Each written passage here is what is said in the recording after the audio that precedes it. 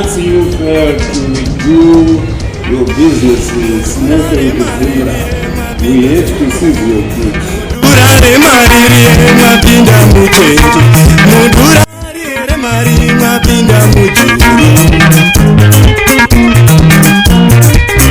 Good day guys, and welcome to Willie's Podcast 27, and I am your host Wilma Mavengeli. And on today's episode we are going to focus on customs procedures and regulation for importing and exporting goods. As we navigate the complex world of international trade, understanding customs procedures and regulation is crucial for business and individuals alike. From importers and exporters to entrepreneurs and small business owners, complying with customs regulation can make the difference in ensuring smooth operations, avoiding costly penalties and staying ahead of the competition. In this episode, we will dive into the ins and outs of customs procedures and regulation for importing and exporting goods. We will explore the necessary documents, duties, and taxes prohibited and restricted goods and the role of customs brokers. Whether you are a seasoned trader or just starting out, this conversation is designed to equip you with the knowledge and insights you need to succeed in the world of international trade. So on this journey, I am excited to be joined by Mr. Jaima Firakurewa from Zimbabwe Revenue Authority. So join me after break. It has come to Zimra's attention that there are individuals who are visiting our valued clients' business premises purporting to be Zimra officials. Clients have been approached by these individuals and requested to avail their business records as well as being presented with fictitious bills. The individuals have then gone ahead to demand cash payments from our unsuspecting clients. Please be advised that Zimra officials always move in teams and carry on them their Zimra identity cards. Further, Zimra officers do not collect cash from clients. May our valued clients be warned to be on high alert and contact the Loss Control Division on +263 4758 098 should they be approached by such individuals. Alternatively, please call our toll-free corruption hotline 0800 4174 or 0800 4185. Zimra, we are here to serve.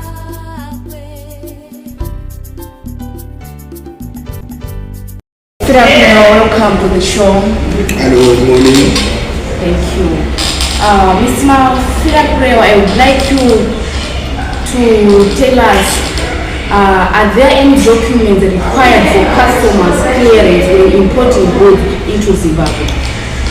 Yes, thank you. Let me explain to you. When we are importing goods into Zimbabwe, that means we are taking the goods in Zimbabwe from a nearby country. So the point where the goods are entering into Zimbabwe, we call it the port of entry. For example, we've got Bite Bridge, Chirundu, Plumtree, Nyamapanda, all those they are port of entry in Zimbabwe. And then when customers are coming into Zimbabwe, they have to declare what they have.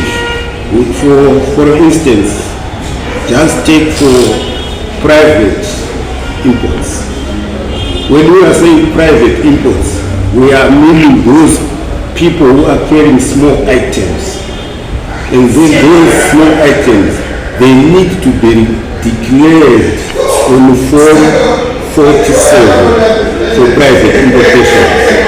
And then for commercial ones, you need to declare on Form 41 for bill of entry. So why are these documents necessary? They are necessary because they will make us be able to calculate duty so that we can raise the revenue for the country. That's why we are here as Zimbabwe Revenue Authority. So how are duties and taxes calculated on imported goods? Thank you.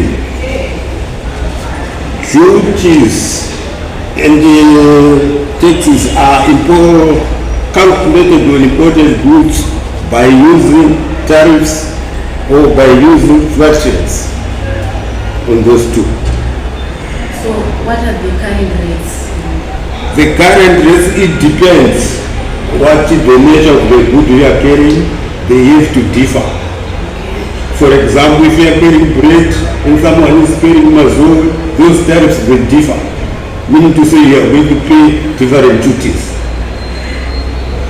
Do you have specific goods that are prohibited or restricted from being imported into Zimbabwe? Yes, we have, for example, firearms. They are prohibited. You have to have a license which allows you to bring firearms into Zimbabwe. Without that, you cannot do it. Why is it so prohibited such? It is the regulations of the country, the customs regulations, and the laws of the country. You cannot import a firearm without a license or a permit. Can you explain the difference between a commercial invoice and a bill of lading in the context of international trade? When we are doing business, we need to have an invoice which will tell us the items and the values of those goods. And then with those values on the invoice, we are able to calculate the duty. We are able to raise penalties. We are able to seizure if the person has made false declarations. What is the role of customs broker in the import or export process? When would I need to hire? The role of a customs broker is to facilitate trade. For example, you are an exporter or importer. When you are at the border, you are stuck. You have no knowledge of what we are going to do. Then you are going to hire a customs broker. Customs broker is an agent who facilitates his way of doing business between people who does not have full information of customs. So what are the consequences of non-compliance with customs regulation? How can one avoid it? That person is very clear and straightforward. If you cannot follow the rules of the country, if you cannot follow the customs regulations, those goods, they are going to be taken away from you. In short, they are going to be seized or put on RIH pending investigations of the goods. Let's take a break.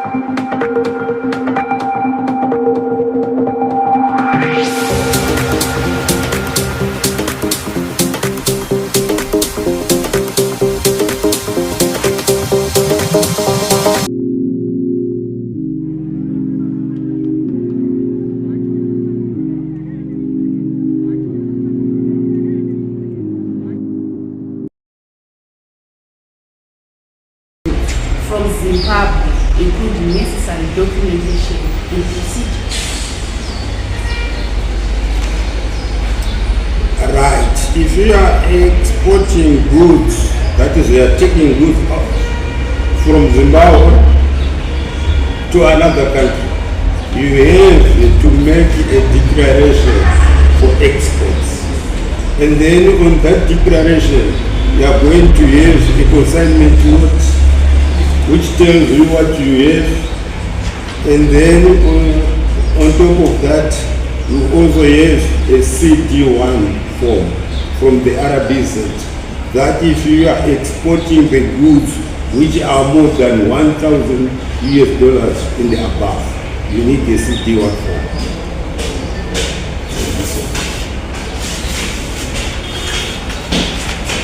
So how do one determine the harmonized system cost for this label? You have to determine it by the nature, how it is used, how it does it, so that you can manage to find the code for it. For example, if you want to find the code for a ballpoint, what does a ballpoint do? You use it for writing. So then go to our tariff handbook and find what it is, and then you simply see the ballpoint, its rate for duty, its rate for PSUN, its rate for its rate for calculation of duty. It is being dependent on the court. So why is it important? It is important because you cannot calculate duty without a tariff.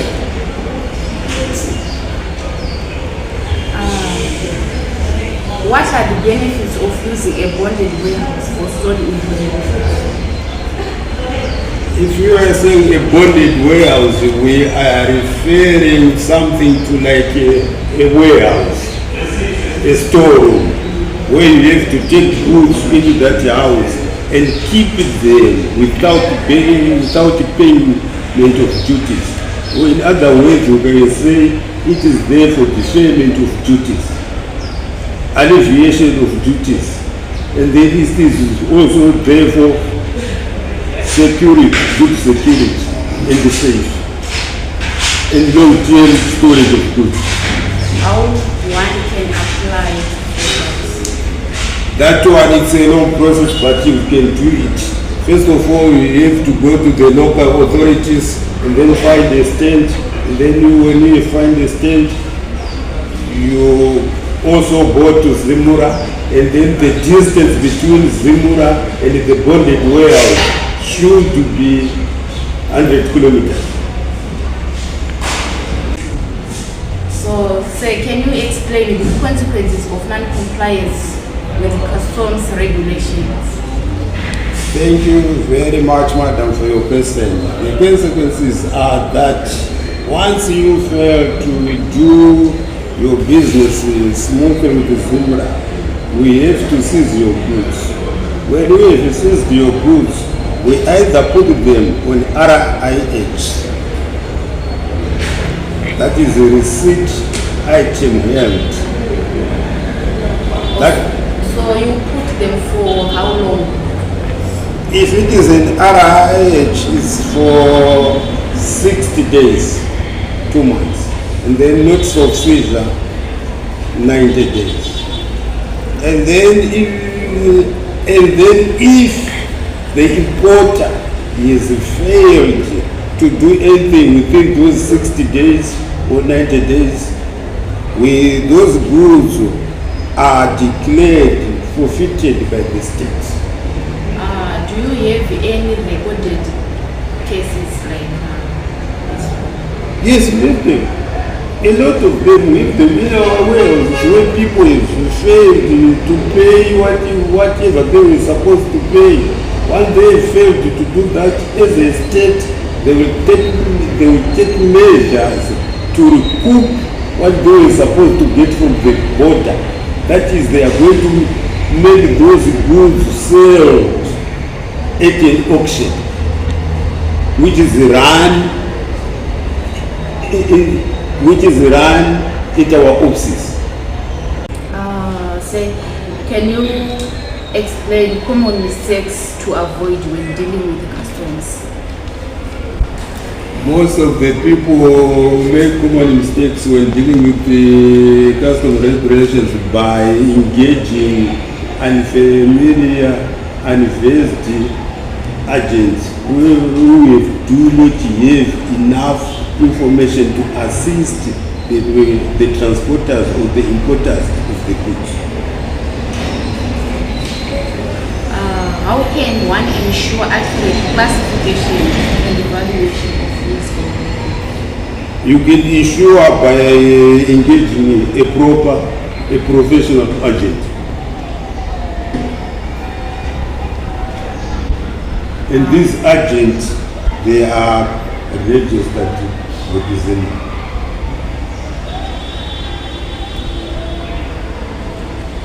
What records should one keep to demonstrate compliance with the customs regulations? You have to keep your receipts. The receipts you get when you pay your duties, you have to keep them. So when we come there for inspections, you produce your receipts so that you will comply.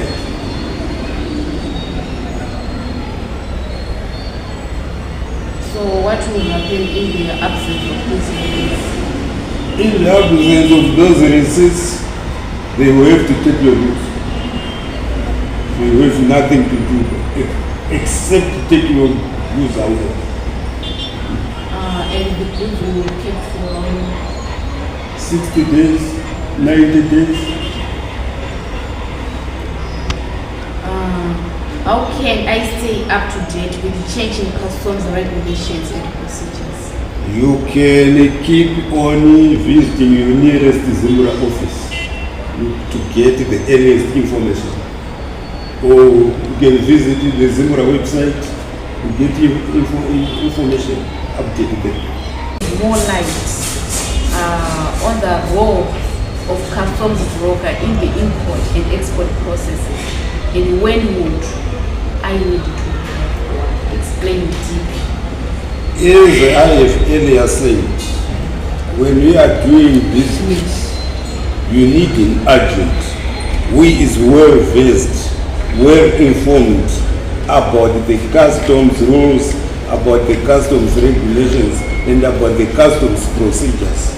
Many of the people, they fail to do their business because they will get stuck without knowing what to do. For example, many have lost their goods because they had no knowledge of doing exports or no knowledge of importing goods. They take agents who are not familiar with customs laws or customs regulations.